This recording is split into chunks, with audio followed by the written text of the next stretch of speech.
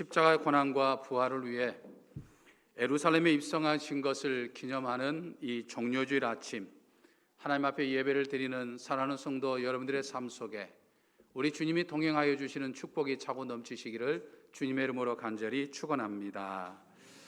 오늘은 종료주일입니다.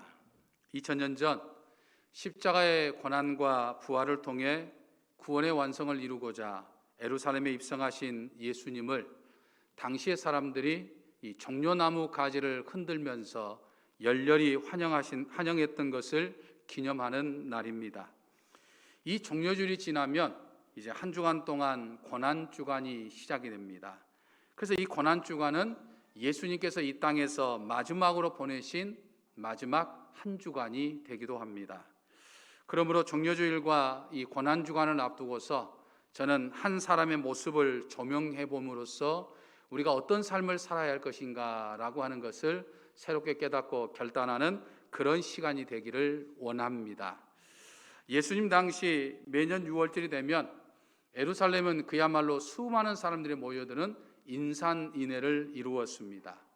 당시 이스라엘 민족은 3대 절기가 되면 전국에서 12살 이상 되는 남자들은 전부 다 예루살렘으로 모여서 축제를 했고, 또 외국에 살던 유대인들도 이 이스라엘의 절기를 지키기 위해서 저마다 예루살렘을 방문하곤 하였습니다.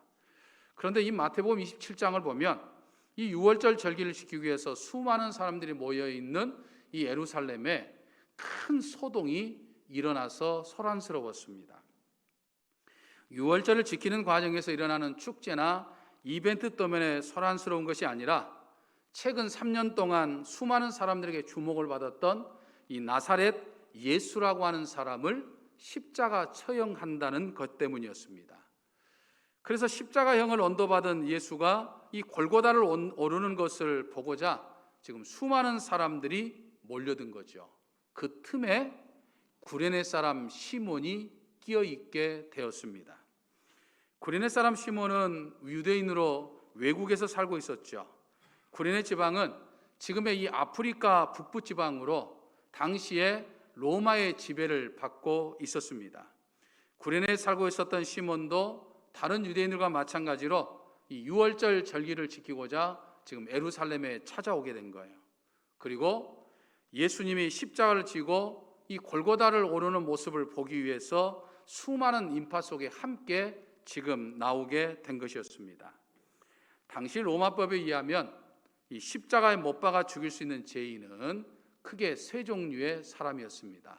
물론 잔인한 형벌이었기 때문에 로마 사람들은 어떤 죄를 지어도 처벌은 하지만 십자가형에 처벌은 하지 않습니다. 로마의 지배를 받고 있었던 이 종복민에게만 내리는 십자가형이었습니다. 그래서 세 가지 종류의 사람들이 십자가형을 받게 됐는데, 그 첫째가 도망갔다가 잡혀왔던 노예였습니다. 본복이었죠. 둘째는 로마에 반역한 사람이었습니다. 셋째는 사람을 죽인 살인자였습니다. 이 세 가지 중에 해당되는 죄를 범한 사람을 십자가 처형을 하게 되었는데, 우리가 잘 아는 대로 예수님은 이 세 가지 중에 단 한 가지도 해당되지 않았던 것이죠. 물론 유대 정교 지도자들은 예수님을 유대 왕이라고 칭하면서 마치 로마 제국에 반역하는 것처럼 해서 반역처럼 고소해서 처형을 했지만, 이 예수님을 십자가 처형으로 내렸던 빌라도조차도 예수님은 아무 죄가 없다라고 말한 이유가 바로 이 세 가지 유형에 들어가지 않는다라고 하는 것을 잘 알았기 때문이었습니다. 골고다 언덕은 지형적으로 고지대에 있었던 예루살렘보다도 조금 더 높은 언덕에 위치해 있는 지역이었습니다. 그래서 그곳까지 가려고 하면 거리와 시간이 필요한데, 이 십자가형을 언도받은 사람은 자기가 매달려 죽을 십자가를 직접 지고 골고다에 올라야 했습니다. 이 십자가 집행권은 로마 정부의 고유 권한이었기 때문에 사람들은 예수님을 당시에 총독으로 있었던 빌라도에게 끌고 가서 죽이라 라고 그렇게 소리를 친 거죠. 만일 로마 사람이 부당하게 유대인을 죽이면 이 민족 감정을 유발할 수 있지만은 예수님 경우 같은 경우는 로마 사람인 빌라도는 놓아주려고 했고 유대 사람들은 죽이라고 아우성을 쳤기 때문에 당시 사형을 집행하던 이 로마 군인들의 입장에서는 아주 신이 나는 일이었습니다. 로마 사람을 죽이는 것도 아니고 사형 집행을 당할 사람이 유대인이긴 하지만 유대인들이 죽이라고 아우성을 치기 때문에 무슨 민족 감정이 일어날 일도 없고 그래서 마구 다루어도 괜찮다고 생각을 한 거죠. 그래서 성경을 보면 신이나 로마 군인들은 엄청난 가혹행위를 예수님에게 가했습니다. 예전에 개봉되었던 이 패션 오브 크라이스트라고 하는 이 예수님의 순환이라고 하는 영화를 보면 그 가혹한 장면이 아주 그대로 적나라하게 보여주었죠. 그래서 그 영화를 보던 수많은 그리스도인들은 그 예수님이 고난받는 모습을 보면서 너무나도 가슴 아파했고 막 여기저기에서 울먹였었죠. 예수님은 자기가 지고 갈 이 십자가를 지지 못할 정도로 온몸이 만신창이가 되었습니다. 십자가를 지고 가다가 쓰러지고 또 쓰러지고 도저히 혼자서 그 십자가를 끌고 갈 수 없을 지경이 된 거죠. 사역 집행은 빨리 진행해야 하고 제수는 자기가 지고 갈 십자가를 지고 갈 수 없는 그런 상태가 되었습니다. 그래서 군인들은 이 제수를 도와서 십자가를 함께 지고 갈 사람을 물색하게 되었는데 그게 바로 이 구레네 사람 시몬이었다라고 하는 거죠. 속된 말로 구경 나왔다가 제수의 오미 붙은 그런 경우죠. 얼마나 황당하고 얼마나 끔찍했던 경험이었겠습니까? 그래서 32절을 보면 억지로라고 하는 단어가 나옵니다. 이것은 자신의 의사와 상관없이 이 군인들의 아주 무서운 압력에 의해서 억지로 지금 끌려 나와서 되어진 일이다 라고 하는 것을 지금 보여주고 있는 거죠. 구레네 사람 시몬은 유월절 절기를 맞아 이 예루살렘에 순례했다가 정말 마음에도 없는 십자가를 억지로 지게 되었으니까 얼마나 황당하고 얼마나 언짢았겠습니까? 물론 자기가 지는 십자가는 아니지만 저주의 상징인 십자가를 같이 지는 이 모습이 같이 왔던 이 일행들이 봤을 때는 참 창피스러운 것이고 살아난 가족들에게는 이 가장의 체면이 뭐가 되겠습니까? 정말 불쾌하고 짜증스러운 일이 아닐 수 없었어요. 정말 운수가 참 사나운 날이었던 거죠. 아마 그런 예수님을 대신해서 십자가를 지고 올라가면서 별의별 생각을 다 했을 거예요. 아이, 왜 하필이면 나지? 아니 가는 날이 장날이라고 도대체 이게 뭐람? 정말 재수 더럽게 없네. 저주의 상징인 십자가를 내가 져야 한다니. 이런 생각들이 수없이 지나갔을 거예요. 그런데 놀랍게도 그 당시에는 너무나도 수치스럽고 너무나도 불쾌하고 너무나도 짜증스러웠던 그 일이 훗날 이 구레네 사람에게는 엄청난 은혜와 축복이 되었다고 하는 사실입니다. 자신의 삶뿐만 아니라 자기 가족의 삶 전체를 완전히 송두리째 뒤흔드는 엄청난 사건이었던 거죠. 여러분, 이 마태복음, 마가복음, 누가복음 이 세 공감서를 우리가 읽어보면 모두 저마다 이 억지로 십자가를 졌던 사람의 이름이 이 구레네 사람 시몬이라고 하는 정확한 기록이 되어 있습니다. 어떻게 이 공감복음서를 기록했던 이 마태와 마가와 누가는 예수님이 지셨던 십자가를 대신 졌던 이 사람이 아프리카에서 왔던 이 구레네 사람 시몬이었고 또 그가 어떻게 예루살렘에 왔던 이런 일들을 어떻게 할 수 있었을까요? 만일 마태나 마가나 누가가 그의 이름을 알 수 없었다고 한다면 아마 이 공감복음서에는 이렇게 기록이 되어 있었을 거예요. 예수님께서 십자가를 지고 가시는데 어떤 이름 모를 한 사람이 로마 군병에 의해서 억지로 예수님의 십자가를 지니라 이렇게 번역을 했을 거예요. 하지만 우리가 잘 아는 대로 이 마태, 마가, 누가는 정확하게 예수님이 십자가를 대신 졌던 이 사람의 이름이 이 시몬이다 라고 하는 걸 너무나 정확히 알고 기록합니다. 더더군다나 그가 저 아프리카 구레네에 살던 이 디아스포라 유대인, 다시 말해서 외국에 사는 유대인 동포라고 하는 것까지 정확하게 알고 지금 기록했다는 거예요. 심지어 마가복음에 의하면 그가 알렉산더와 루포라고 하는 두 아들을 가지고 있었다고 하는 것도 기록해주고 있어요. 언제가 말씀드린 것처럼 여러분, 이 복음서는요, 예수님께서 십자가에 못 박아 죽으셨다가 부활하시고 또 승천하신 다음에 최소한 30여 년이 지난 후에 30여 년 전에 있었던 사건을 회상하면서 기록한 것이 바로 이 복음서입니다. 마가복음이 제일 먼저 기록되어 있는데, 이 마가복음도 예수님이 십자가에 돌아가셨다가 부활 승천하신 지 30여 년이 지난 60년대에 기록된 말씀이에요. 그런데 어떻게 이렇게 생생하게 알고 있을까요? 마치 오늘날 종군 기자처럼 전쟁터의 상황을 실시간 전달하기 위해서 바로 이 전쟁터를 누비면서 생명의 위협을 느끼고 전쟁터를 누비면서 모든 기사를 써가지고 실시간 자기 나라에 보냈던 이 종군 기자들처럼 예수님의 제자들이 예수님의 행적 하나하나를 그때그때 기록했던 것이 아니라 이 말이에요.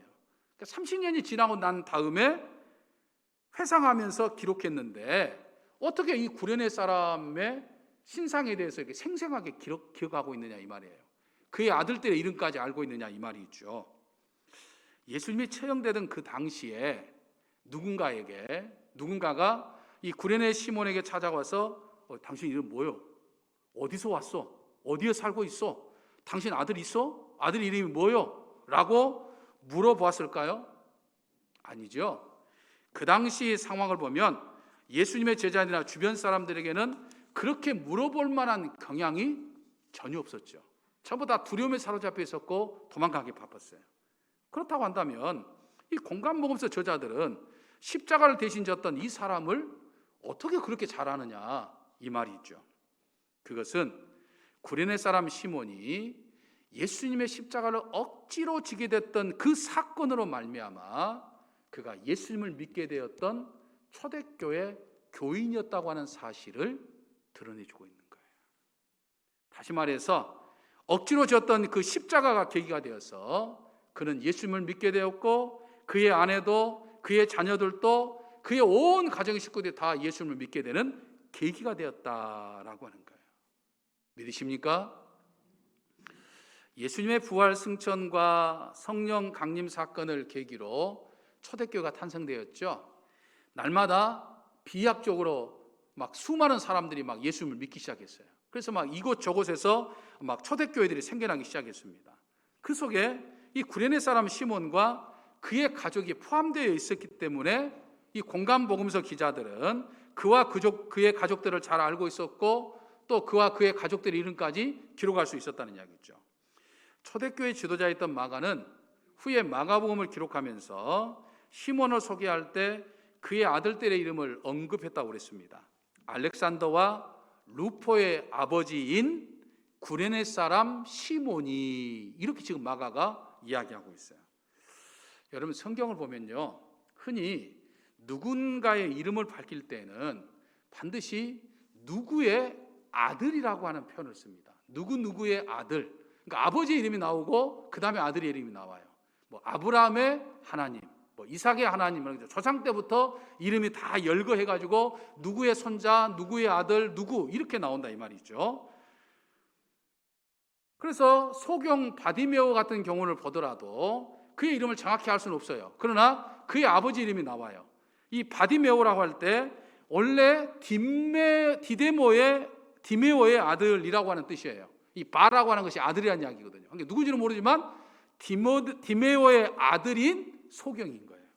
그러니까 지금 그걸 이야기하고 있죠. 그런데 마가는 이 구레네 사람을 시몬을 소개할 때 누구의 아들이라고 말하지 않고 반대로 누구의 아버지라고 지금 소개를 하고 있어요. 그러니까 아들의 이름이 먼저 나오고 아버지 이름이 나중에 나온 거예요. 뭘 의미합니까? 이것은 아버지인 구레네 시몬보다는 아들인 알렉산더와 루포가 초대교회 당시에 더 많이 알려졌다 이 말이에요. 그러니까 마가가 마가복음서를 쓸 당시에 알렉산더와 이 루포의 이름만 대면 초대교회 성도들이 다 알 수 있을 정도였다니요. 아, 저 사람이 알렉산더의 아버지래, 저 사람이 루포의 아버지래, 이렇게 이야기할 정도로 그의 아들들이 초대교회 내에서는 아주 유명했다는 거죠. 실제로 기록에 의하면 이 시몬의 두 아들인 알렉산더와 루포가 이 에베소 교회에서 목회했다고 하는 기록이 나옵니다. 또 로마서 16장 13절을 보면 주 안에서 택하심을 입은 루포와 그의 어머니에게 문안하라. 그의 어머니는 곧 내 어머니라. 이렇게 사도 바울이 이 로마 교회 성도들이 보낸 편지에서 이야기를 합니다. 여러분 여기서 보면 이 루포의 어머니가 누굴까요? 루포의 아버지가 누구라고 그랬습니까? 구레네 사람 시몬이라고 그랬어요. 그럼 루포의 어머니는 누굽니까? 구레네 사람 시몬의 아내란 이야기죠. 부인이란 이야기입니다. 예수님을 대신해서 억지로 십자가를 지고 골고다에 올랐던 이 구레네 사람 시몬의 아내가 바로 이 루포의 어머니인 것이죠. 그러니까 사도 바울이 활동할 때 이 구레네 사람 시몬의 가정은 지금 로마로 이주해 와서 살고 있었고, 주 안에서 택하심을 입은 사람이라고 했으니까 이미 예수님을 믿고 구원받은 가정이라고 하는 것을 지금 보여주고 있죠.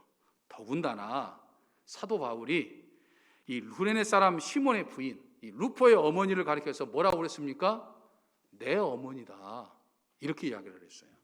그러니까 이건 지금 구레네 사람 시몬의 아내 루포의 어머니가 사도 바울이 선교 사역을 하는 데 있어서 어머니처럼 결정적으로 사도 바울을 돕고 후원했던 여인이었다고 하는 것을 지금 보여주고 있는 거예요. 이 모든 것을 보았을 때 이 구레네 사람 시몬이 예수님의 십자가를 진 것이 당시는 너무나도 황당하고 불쾌하고 짜증스럽고 창피한 것이었지만, 자신의 의지로 졌던 십자가는 아니었지만 결국 그 십자가를 대신 졌던 이 사건이 그의 인생을 바꾸고 그의 가정을 바꾸고 그의 가족의 모든 식구들을 바꾸는 놀라운 역사가 되었다고 하는 것을 보여주고 있는 거예요. 믿으십니까? 오늘날 많은 사람들이 예수님을 만나서 자신의 생생한 경험이나 체험 등을 간증하곤 하죠. 우리 교회도 아마 예수님으로부터 받은 사랑과 체험을 간증하라고 하면 아마 밤이 새면서까지 간증할 정도로 나름대로 다 체험들이 있는 분들이 많이 있을 거예요. 실제로 제가 신방하면서 우리 권사님들을 만나서 이야기를 들어보면, 목사님, 내가 정말 예수님을 믿기 시작했을 때, 또 예수님을 믿고 내가 그 핍박을 받고 내가 얼마나 많은 어려움을 겪었는데 그거 이야기하려고 하면 책 한 권으로도 부족합니다. 이렇게 이야기하시는 권사님들의 이야기를 종종 들을 때가 있어요. 그러니까 나름대로 다 자기들도 이 예수님을 만나면서 어떤 경험했던 게 있어요. 그걸 우리는 기회만 되면 우리는 간증하고 이야기를 하죠. 아마 구레네 사람 시몬도 그걸 우리는 짐작해 볼 수 있는 거죠. 초대교회 일원이 돼가지고 자신이 구세주로 고백하는 그 예수님이 졌던 십자가를 대신 졌으니까 그 엄청난 사건을 사람들에게 간증하고도 남음이 있었던 것이죠. 구레네 사람 시몬은 자신이 원한 것은 아니었지만 정말 예수님께서 처절한 고통과 고난 속에 십자가를 졌던 그 현장 속에 가장 가까이 있었던 사람이 이 구레네 사람 시몬이었어요. 12사도도 아니었어요.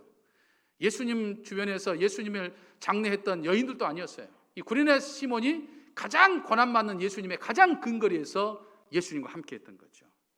예수님의 그 신음소리, 온몸에 피가 터지고 멍이 들고 상처 뚫린 그 몸에서 나오는 그 신음소리, 온통 핏자국과 멍이 든 예수님의 그 몸을 직접 그는 만졌어요. 예수님의 그 거친 숨결을 그는 느꼈어요. 그런 모든 것들을 몸소 체험하고 느꼈던 그것을 초대교회 성도들에게 간증했다고 하는 것을 우리는 짐작해 볼 수 있는 거죠.